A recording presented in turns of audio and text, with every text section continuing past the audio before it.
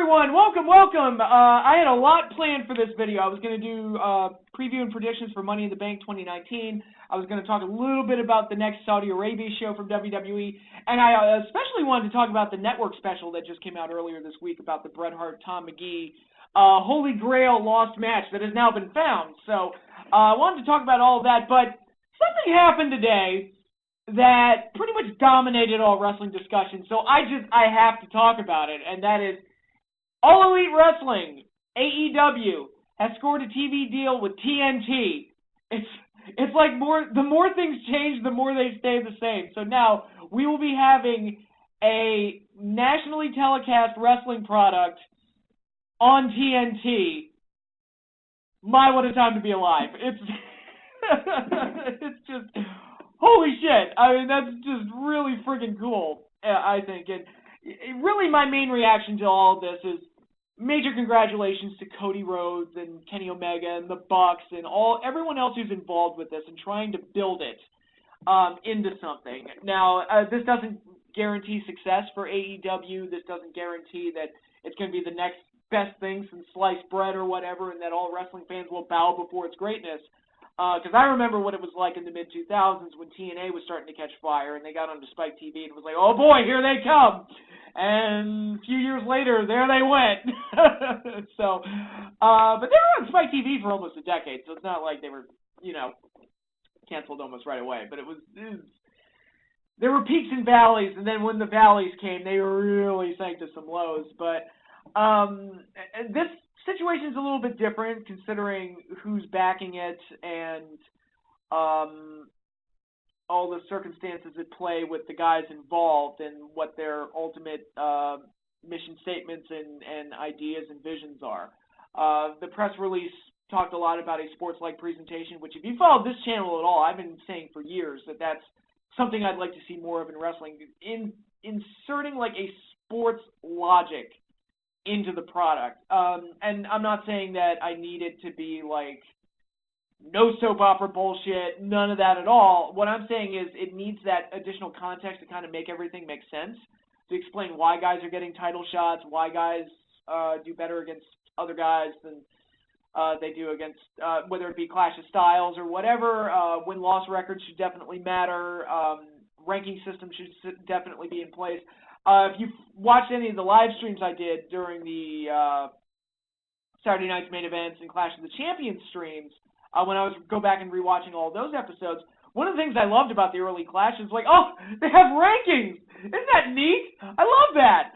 And it determines, and they were able to get like storylines out of it based on the rankings and various other things like that. And you got to see, it's like, look, here's who's top of the pecking order, and here's who's most likely in line for another title shot. And that type of stuff just adds a little bit of context and makes the show make more sense, as opposed to what you've seen a lot of in the modern era. Not just WWE, a lot of companies have done this, where a guy will be a loser, and then he'll win like one match or two matches, and all of a sudden he's like top guy on the show.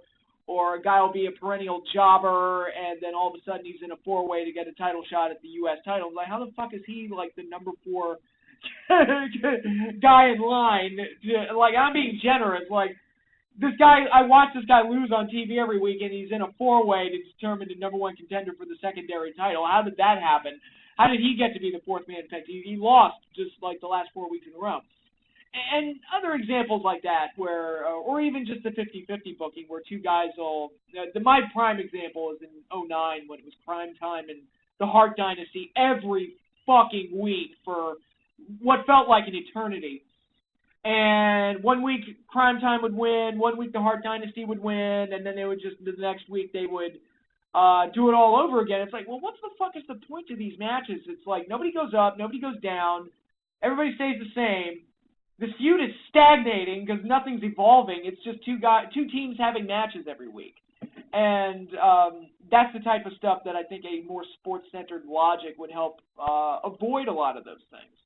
And, again, help keep the matches fresher, help make the matches make more sense. One of my favorite things that TNA ever did, and I put it over heavily on the channel, was the Bound for Glory series, which some people trash as being too complicated because apparently people don't know how to read or keep track of points. It's like, guys, it's basic math. It's not that hard. But I really liked it because it changed the strategies that guys would employ. It's, they need to win by submission to stay ahead of the pack, so he's going to try and go for 10 points instead of the 7 that you would get out of a pinfall, and yada, yada, yada, various things like that. And unfortunately, TNA did away with it and never fully got it to where it needed to be something really, really special, like their equivalent of the G1 Climax. And you look at what New Japan does with their show, and how they make sense of everything, and how they make sense of who gets title shots or whatever, and their show's really mostly pretty tight. And if we can get something like that in AEW, hey, I'm all on board. And hey, Double or Nothing looks like it's going to be streamed on Bleacher Report Live, that streaming service. I was getting worried for a minute, because I was like, all right, we're about less than 2 weeks away from the pay-per-view, and I don't know where I can actually see this thing. Because I don't have traditional pay-per-view services. I only have mostly streaming, and I was like, is this going to be on the Fight app? Because I've been watching all these shows on the Fight app. Is that going to be possible? And it's like, yeah, it's going to be on Bleacher Report Live. I literally just downloaded the app, and they have AEW on there already. So it's like, I think we're good. So, yeah, major congratulations to everybody involved in AEW. You have a lot to be excited about, and hopefully, because again, running a weekly show is going to be a little bit different than putting on All In or Double or Nothing. You're going to have those stories and book things really, really well. And one problem that they're going to have to worry about is, the Bucks and Cody are in pretty high positions in the company. So is Kenny Omega. If they start putting belts on themselves, they're going to open themselves up to that criticism. Now, to be perfectly honest, AEW Tag Champions, I would think the Bucks would have to be the first ones. AEW World Champion, looking at the roster, I would think Cody or Omega, definitely Omega, in my mind, would have to be the guy to hold the first AEW World title, I would think. I think there's going to be a grace period with that, but if we get to a point where the Bucks are always the tag champions or Cody is always the AEW World Champion, they're going to open themselves up to that Triple H or Jeff Jarrett criticism, Jeff Jarrett in TNA, anyway. But for right now, it's very exciting, and we're going to be getting the show in October. It's like, oh man, that's a long wait, but it is very exciting. I can't wait to see what else they deliver and how else they keep us excited moving forward. And here's hoping that AEW turns out to be very successful, turns out to be a very good show, because the fans deserve good wrestling. And right now, what WWE is doing is just so boring and so stale and so stagnant that, come on. There are other options out there, but to have one on like a big level like this again, like close-ish to a WCW, it's very exciting. And not only is it good for the fans, it's also good for the talent, because now they can have a little bit more bargaining posture between the two companies. And if things don't work out with Vince, they have somewhere else to go, and vice versa. If somebody has a falling out with Cody, they can go back to WWE. And more job opportunities makes it better on the talents. And and AEW has also bragged that they're going to give creative freedom back to the wrestlers, which, that's how the elite, Omega, Cody, the Bucks, that's how they made a name for themselves. They just went out there and did whatever they wanted and just came up with their own shit. And I've applauded them for being the master entrepreneurs of modern-day wrestling. It's like the way they market themselves is just genius. And every Ring of Honor show I went to in the last couple years, Cody and the Bucks, their line was out the door for the pre-show autographs. So it speaks volumes to what they've been able to do and what they've been able to build up for themselves. And I hope that AEW is a massive success, because the wrestling business can only benefit from having them around. So, yeah. So that's all my AEW talk. Let's talk about WWE and what's going on over there. We've got Money in the Bank this weekend. Now, before I run through all these matches and I preview them and give my predictions, I want to make it perfectly clear.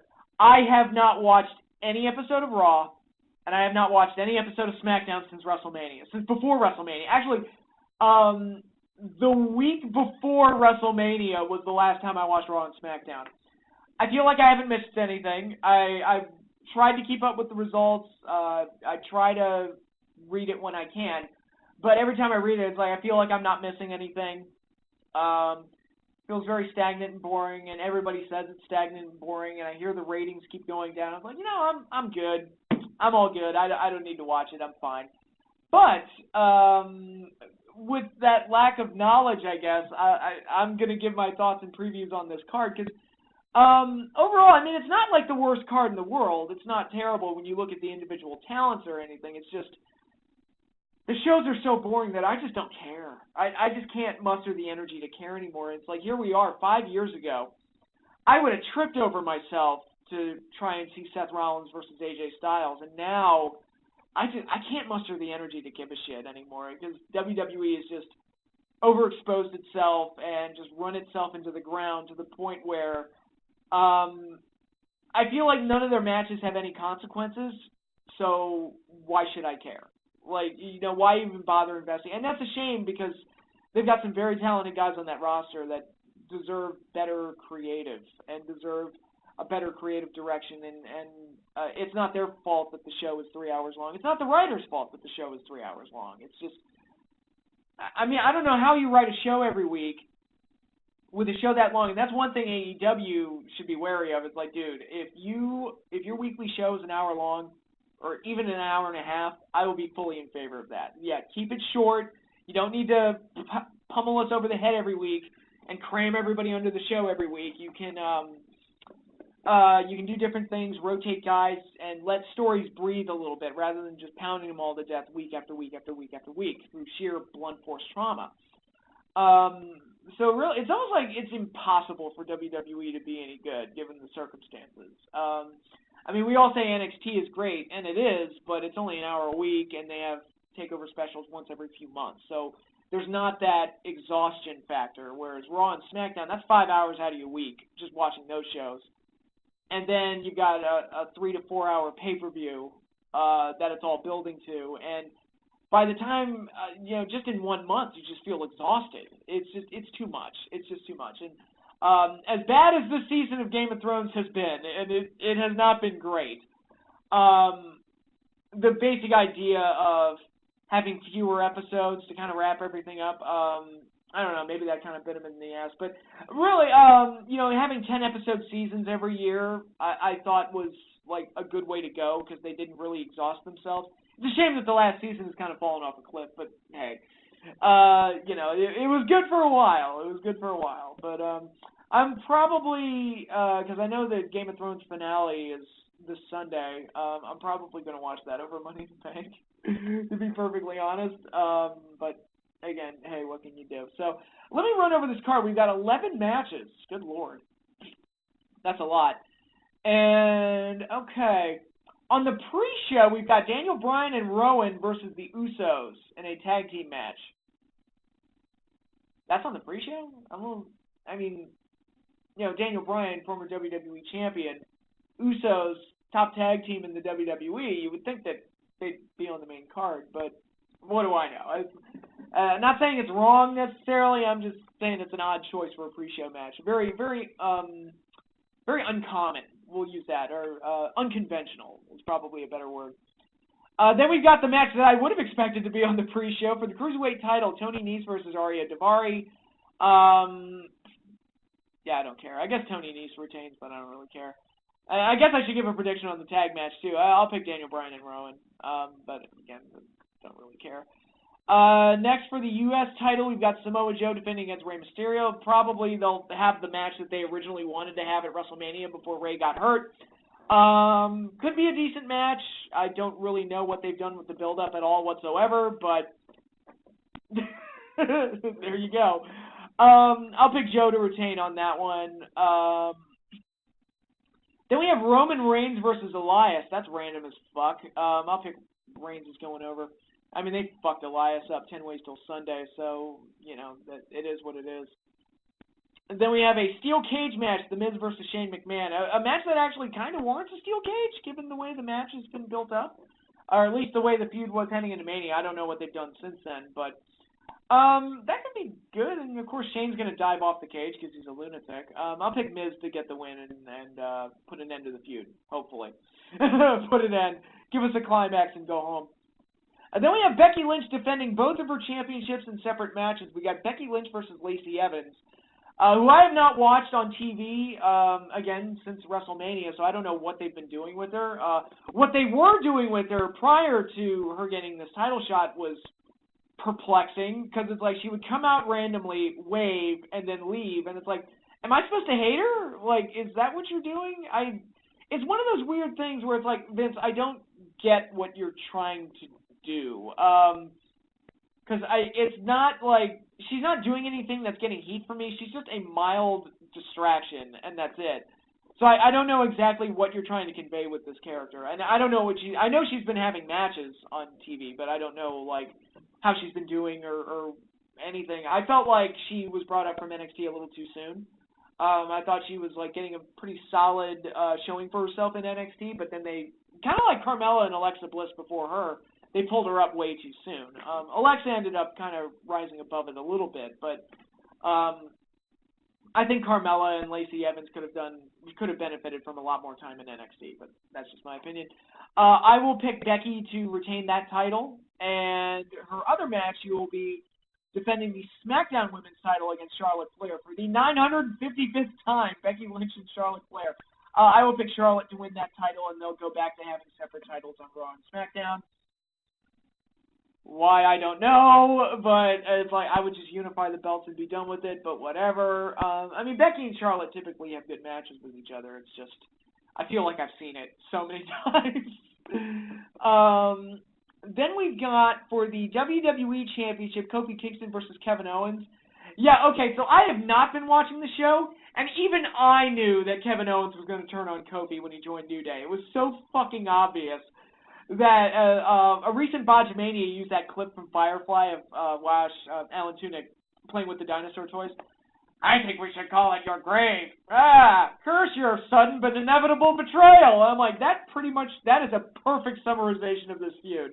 Because it's like, we all knew the betrayal was coming, so it just makes Kofi look kind of dumb that he would even trust Kevin in the first place.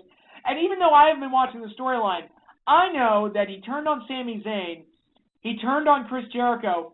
Kevin Owens is not somebody that you can trust. Why on earth would you hang around with that guy? And it was just rushed, stupid, dumb, and they did it just so Kofi would have somebody to face.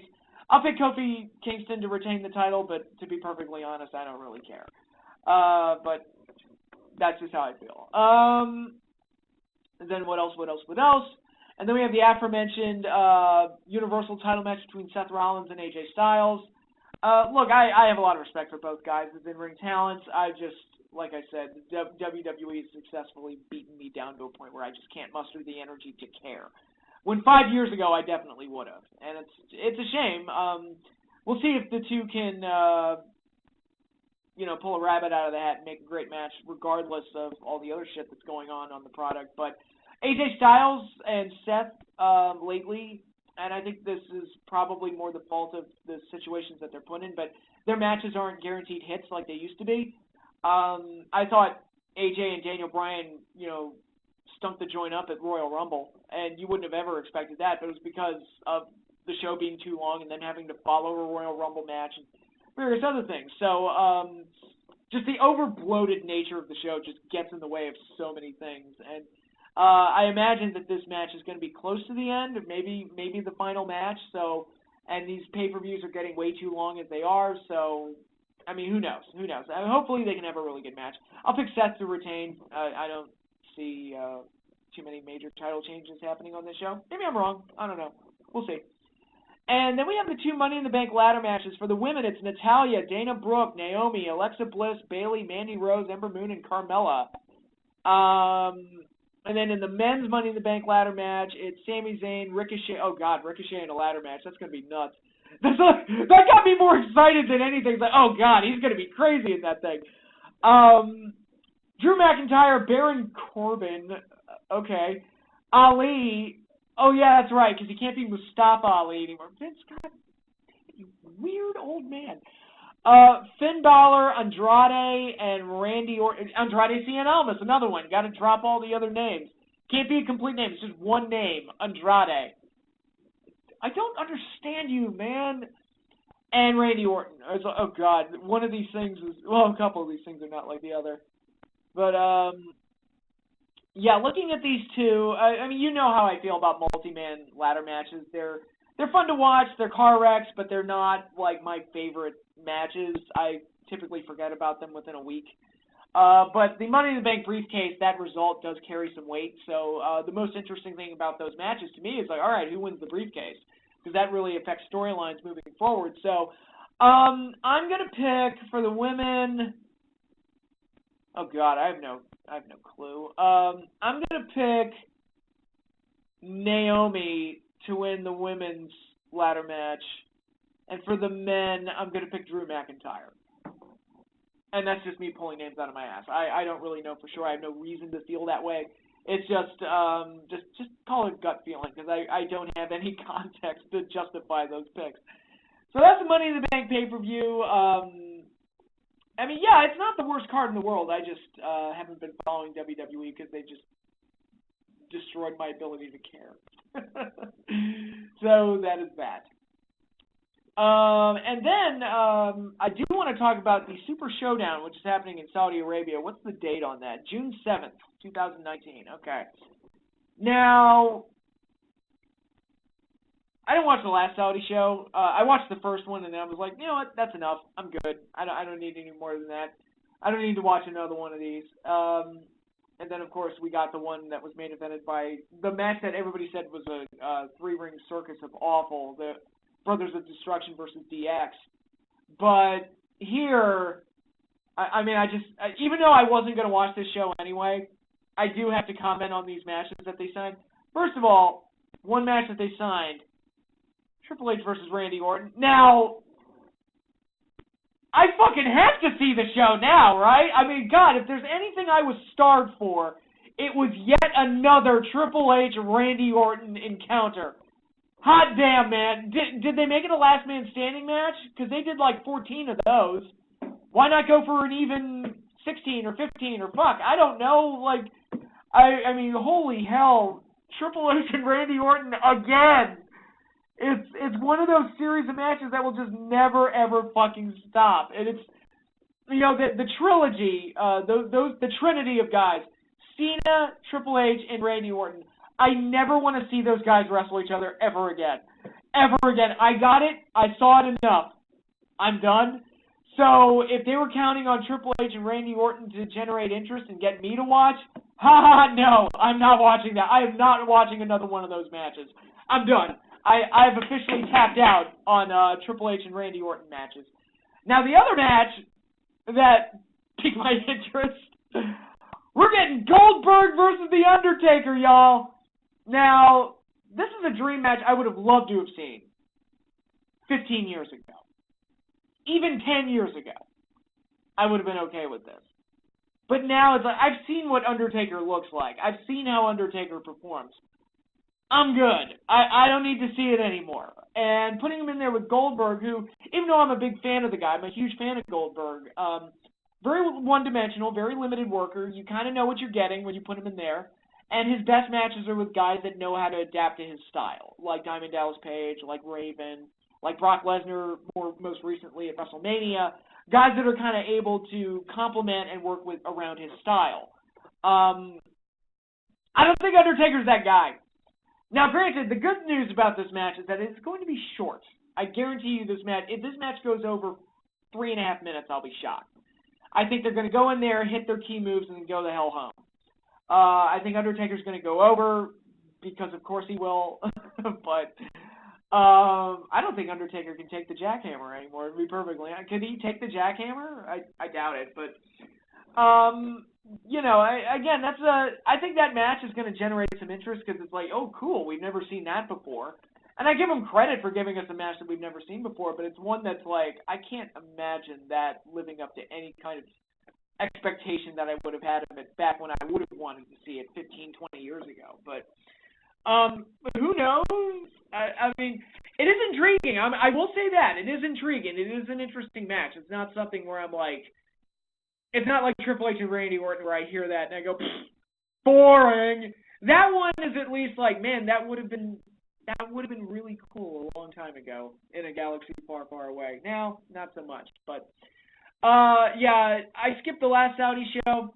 I think I might skip this one. I think I'm good. I think I'm okay. I think I'm okay. I don't need to say it. But one thing I do want to talk about that was on the WWE Network that I did watch and did enjoy, and that was the Holy Grail match special between Bret the Hitman Hart and Tom McGee. I thought this was really cool. Obviously, the news broke out that this long-lost match had finally been found and rediscovered, and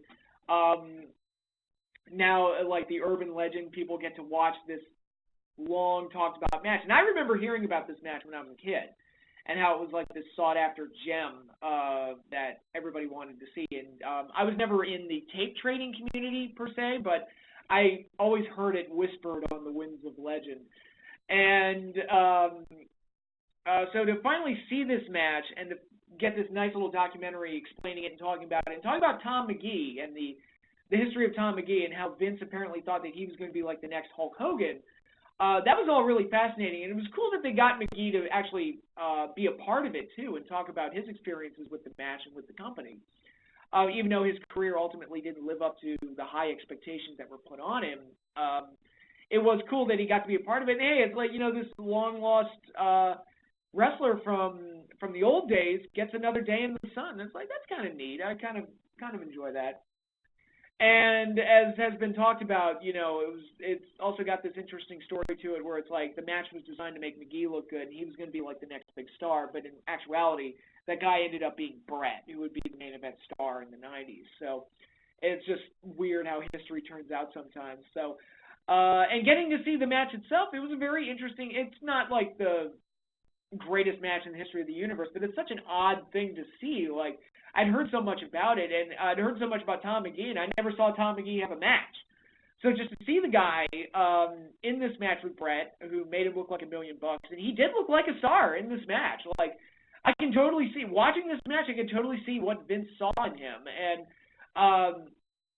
not that he had the best promo skills yet, and he was still a little green if you look at that match, but you could see something there. And it's a shame that that's something just, I don't know if it was a one-night thing. It's kind of like the Matt Flynn effect in the NFL, where the guy went out there and threw 6 touchdowns and turned it into a huge contract, and then you never heard from him again.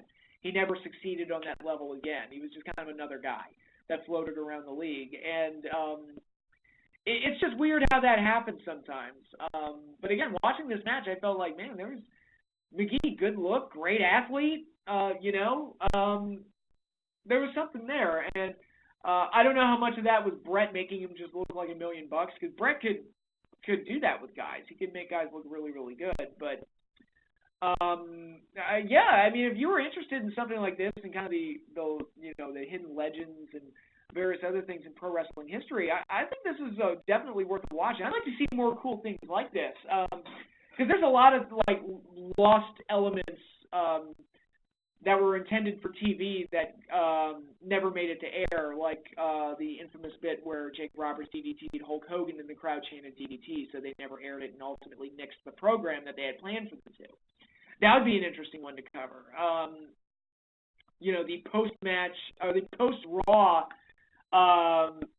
segments after the show during the Attitude Era, because during that era, Austin would basically just go on for half an hour and do a full comedy routine. And there's a bunch of stuff that never made air involving Austin just playing with the crowd. And, and The Rock doing a bit, asking everybody what their favorite type of pie is, and gets Undertaker to say that he likes poontang pie. And I know there's one where Austin, Mankind, and Ministry of Darkness Undertaker, so this must have been like right before WrestleMania 15, they all shared a beer in the ring and celebrated, after Raw had gone off the air. So there's a lot of like really rare, cool moments like that are probably worthy of like re-exploring and rediscovering and doing something like this with on the network, because I'd love to see more stuff like this.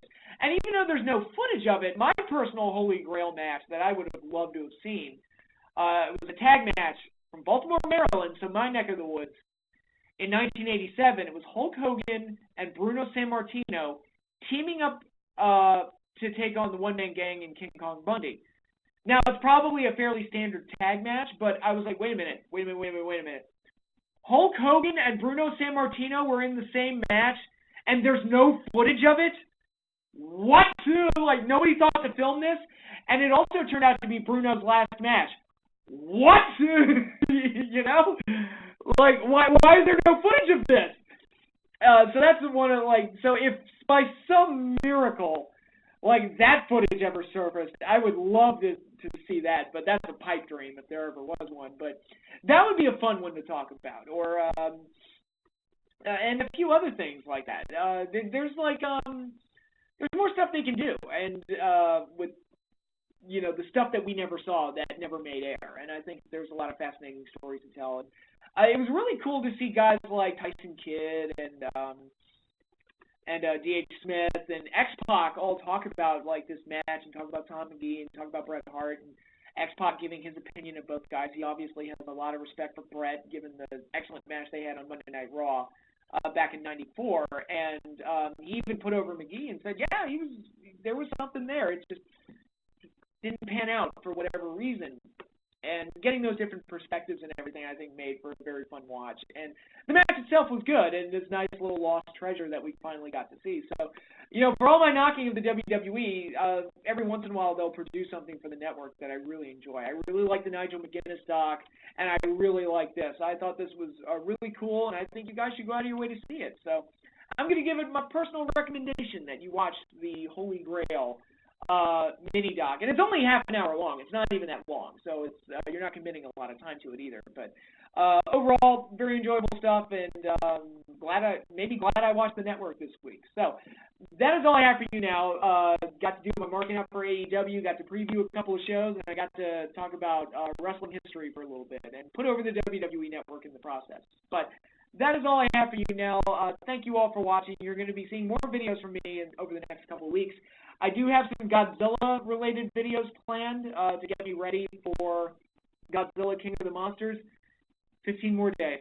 I've got my ticket. I'm seeing it in 15 days, and good God, it feels like time is moving in slow motion. As excited as everybody was about Endgame, and as excited as some people were about the last season of Game of Thrones, which I'm sorry that turned out to be a letdown for a lot of you guys, as excited as all those fans were, that's the level of excitement I have for this goddamn Godzilla movie. I know most people don't love Godzilla as much as I do, but it's like, motherfucker, we've been waiting 5 years for this goddamn movie. I'm just like chomping at the bits to finally see it. But you're going to be getting a few more Godzilla videos out of me over the next couple of weeks. But like I said, I'm wrapping up here. I'm all done. Thank you all for watching. If you want to continue to support the channel, be sure to like, subscribe, hit the little bell so you get notified when I post something new. But again, I'm signing off here. So good night, everybody, and I'll see you later.